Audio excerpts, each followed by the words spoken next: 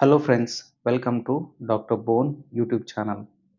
ఈరోజు మనము మాట్లాడుకోబోయే టాపిక్ వచ్చేసి స్పైన్. మొత్తం ఇందులో వచ్చేసి 33 ఎముకలు ఉంటాయి. సో, మనకు చేతులు లాగుతున్నా, కాళ్ళు లాగుతున్నా, ఇదేదో నరాల సంబంధించిన సమస్యలాగా ఉందని చాలామందికి ఏంటంటే, ఇది నరాల డాక్టర్‌కి చూయించాలా?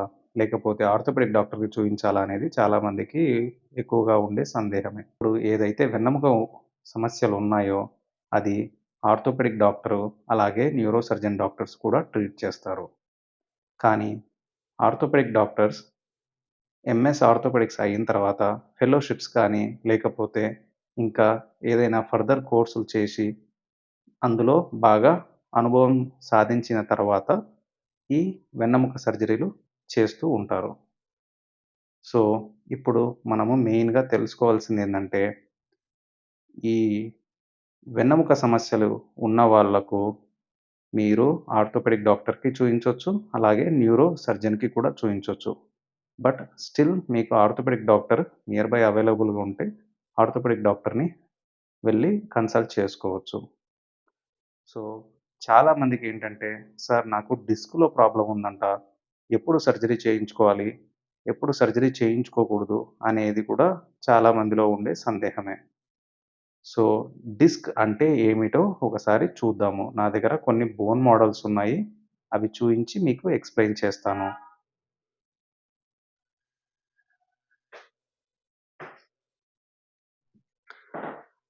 సో, ఇది మన లంబార్ వర్టిబ్రే అంటాము.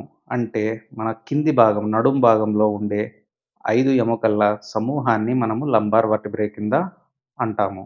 సో, అందులో 2 ఎముకల మధ్యలో ఇలా ఏదైతే రంగులో రెడ్ కలర్‌లో ఉందో ఇదంతా వర్టి ఈ 2 లంబార్ వర్టిబ్రే, దీని మధ్యలో ఉండేది డిస్క్. ఈ డిస్క్ అనేది ఎప్పుడైనా సరే వెళ్లి వెనక భాగంలో ఉండే నరాల్ని ఒత్తినప్పుడు మనకి ఈ కాళ్ళు లాగినట్టు గానీ, ఒకవేళ ఇదే మెడ భాగంలో ఉండే వర్టిబ్రాలో ఉండే డిస్క్‌లు ఒత్తినప్పుడు చేతులు లాగినట్టు గూడా సింప్టమ్స్ అనేవి కనిపిస్తాయి. సో, ఇప్పుడు మనకు ఎంఆర్ఐ చేయించినప్పుడు ఈ సమస్య ఎక్కువగా ఉన్నప్పుడు మీ డాక్టర్ మీకు ఎంఆర్ఐ అడ్వైస్ చేస్తారు. అడ్వైస్ చేసినప్పుడు మీకు మెయిన్‌గా రిపోర్ట్‌లో 4 వర్డింగ్స్ మీరు కన్సిడర్ చేయాలి. ఒకటి డిస్క్ బల్జ్. డిస్క్ బల్జ్ అంటే మీరు కంగారు పడాల్సిన అవసరం లేదు. ఫిజియోథెరపీ ద్వారా గానీ, మెడికేషన్స్ ద్వారా గానీ, కొన్ని లైఫ్ స్టైల్ మోడిఫికేషన్స్ వల్ల కానీ మీరు ఇంప్రూవ్ చేసుకోవచ్చు. ఇది డిస్క్ బల్జ్‌లో. డిస్క్ బల్జ్ అంటే మీకు మన ఈ ఏదైతే డిస్క్ ఉందో దాంట్లో 2 భాగాలుంటుంది. బయట కవర్ వచ్చేసి మనకు యాన్యులస్ అంటాము. లోపల ఉండే మనకు ఇంకో మెటీరియల్ ఉంటుంది. దాన్ని న్యూక్లియస్ పల్పోసస్ అంటాము. ఎప్పుడైతే డిస్క్ బల్జ్ అనేది ఉంటుందో మనకి ఇంకా ఔటర్ లేయర్స్ ఇంటాక్ట్‌గానే ఉంటాయి. అవి చినిగి ఉండవు. సో, అలాంటప్పుడు ఏమవుతుందంటే న్యూక్లియస్ పల్పోసస్ అనేది మనకు డిస్క్ లోపలనే అంటే ఇంటర్వర్టెబ్రల్ డిస్క్ మధ్యలోనే ఉంటుంది.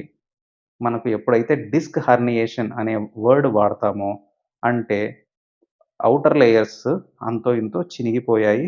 అందులో నుంచి కొద్దిగా న్యూక్లియస్ పల్పోసస్ అనేది లీక్ అవుతుంది. సో, మనకు డిస్క్ బల్జ్ అనే సమస్య ఉన్నా, డిస్క్ హెర్నియేషన్ ఉన్నా కంగారు పడాల్సిన అవసరం లేదు. నెక్స్ట్ ఎప్పుడు కంగారు పడాలి?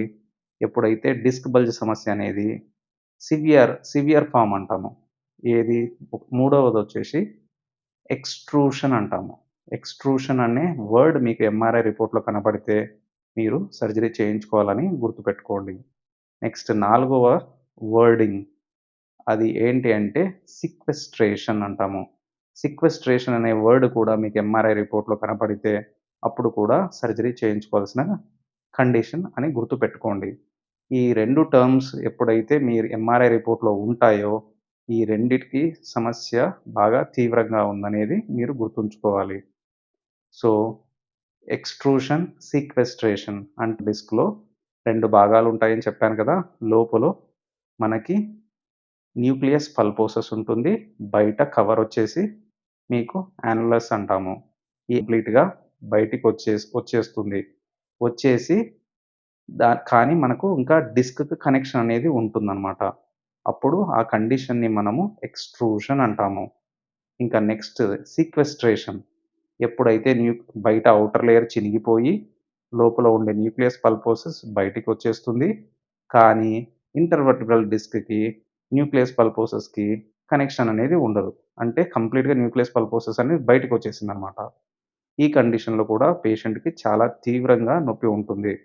సో, మనము గుర్తుపెట్టుకోవాల్సింది extrusion, disc extrusion, disc sequestration. ఈ 2 కండిషన్స్‌లో ఖచ్చితంగా సర్జరీ చేయించాలి. ఈ 2 కండిషన్స్ ఉన్నవాళ్ళు మీరు ఏదో ఆ డాక్టర్ చెప్పారు, ఇంజెక్షన్స్ వేసుకుంటే తగ్గుతుంది అని అలా ఏదైనా చేస్తే అది ఇంకా తీవ్రత ఎక్కువయ్యి సర్జరీ చేసినా ఒక్కొక్కసారి మనకు మంచి రిజల్ట్స్ అనేవి రాకపోవచ్చు. సో, ఈ 2 కండిషన్స్‌లో మాత్రం మాక్సిమం మీరు సర్జరీ ప్రిఫర్ చేయడం మంచిది.